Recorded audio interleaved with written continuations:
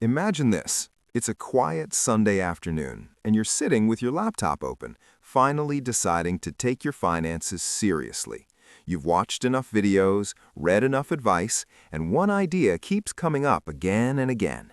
Just invest in index funds. Simple, low cost, proven. It feels almost too easy compared to everything else in life. No stock picking, no constant monitoring, no stress, just consistency. So you open an account, choose a fund, set up a monthly investment, and for the first time, it feels like you've figured something out, like you've stepped onto the right path. And for a while, nothing dramatic happens. The numbers move slightly up, slightly down. You check occasionally, sometimes more than you should, but overall, there's a sense of calm. You're doing what smart people do. You're investing for the long term. You're being patient. And that patience becomes part of your identity. You start seeing yourself differently, not as someone reacting to money, but as someone building it. But then something subtle begins to happen, not in the market, but in your behavior. Because even with something as simple as index funds, the real variable isn't the investment, it's the investor. And over time, small decisions, almost invisible in the moment, begin to shape your outcome far more than the fund itself. At first, it looks like timing. You tell yourself you'll wait for a better entry. The market feels high, uncertain, maybe even risky, so you pause, just for a little while.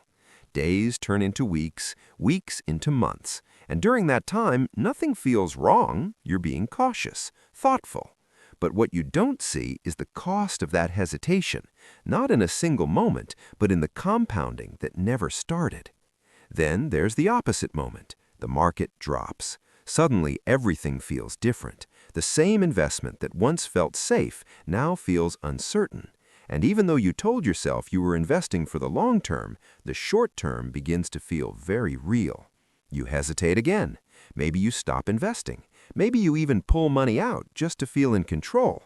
And in that moment, you're not making a logical decision. You're responding to a feeling.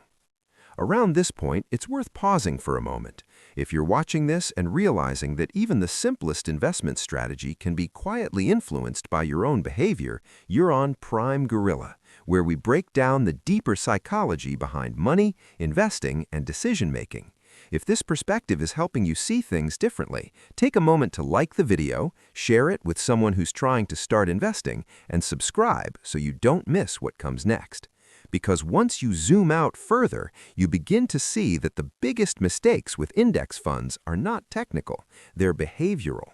They don't happen because the strategy is flawed. They happen because the human mind struggles with consistency over long periods of time. We are wired to react, to adjust, to respond to what we see in the moment. But index investing rewards the opposite. It rewards staying still when everything around you is moving. And this creates a quiet tension, because doing nothing feels wrong, even when it's exactly what works. Watching your investment drop and continuing to invest feels counterintuitive. Waiting without trying to optimize feels uncomfortable. And over time, that discomfort leads to small adjustments, small changes that feel harmless individually, but together create a gap between what the strategy promises and what you actually experience. Then there's another layer most people don't notice at first: overcomplication. You start with one simple fund, but over time you add more. Another index, another sector, another variation. It feels like improvement, like you're optimizing. But slowly, the simplicity that made the strategy effective begins to disappear. Your portfolio becomes something you have to manage, think about, adjust. And with that complexity comes more opportunity to make emotional decisions. At the same time, consistency starts to weaken. Life gets busy, expenses come up, priorities shift, and the regular investments that once felt automatic become irregular. Not because you stopped believing in the strategy, but because maintaining consistency over years is harder than it sounds. And that inconsistency, spread over time, quietly reduces the power of compounding. The deeper realization here is that index funds don't fail people. People drift away from what makes them work. Not dramatically, not all at once, but gradually, through hesitation, reaction, overthinking, and inconsistency. And none of these feel like big mistakes in the moment. They feel reasonable, justified, human. And that's what makes them so expensive. Not because they create immediate losses, but because they reduce what could have been built over time. They interrupt the process, they break the rhythm, and compounding, more than anything else, depends on rhythm.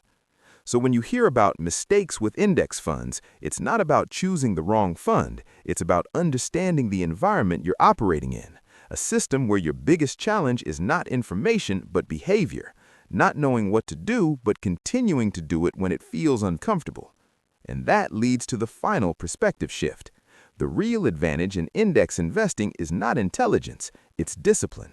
The ability to stay consistent, to avoid unnecessary changes, to trust a simple process over a long period of time. Because in the end, the difference between success and failure is rarely dramatic.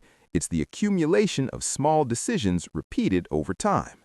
If this video made you rethink how simple strategies can still be affected by complex human behavior, then you're already ahead of most people.